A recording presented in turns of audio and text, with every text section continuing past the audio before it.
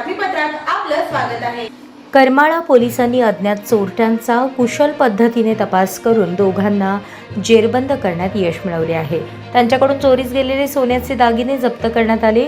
साधना जैन्या काळे वय 27 राहणार बिडकीन तालुका पैठण जिल्हा छत्रपती संभाजीनगर तसेच रावसाहेब उर्फ पप्पू पांडुरंग चव्हाण राहणार सावडी तालुका करमाळा जिल्हा सोलापूर अशी आरोपींची नावे आहेत।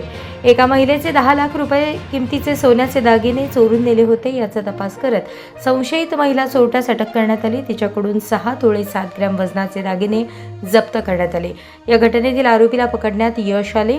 मोहोळ तालुक्यातील अंकोली येथील स्वाती धनंजय पुजारी वय 32 या करमाळ्यातील नातेवाईकांच्या लग्नासाठी आल्या होत्या। परत गावी निघाल्या असता गळ्यातील आणि कानातील सर्व सोने पर्समध्ये ठेवले होते। हे सोने अज्ञात चोरट्याने करमाळा बस स्थानकामध्ये बसमध्ये चढत असताना चोरून नेले होते।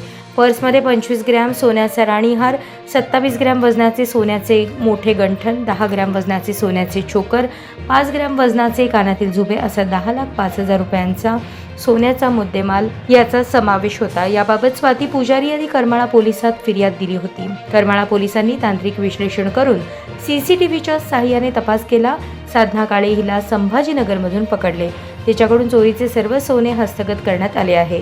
या गुन्ह्याचा तपास हवालदार अभिजित मोहोळकर करत आहेत।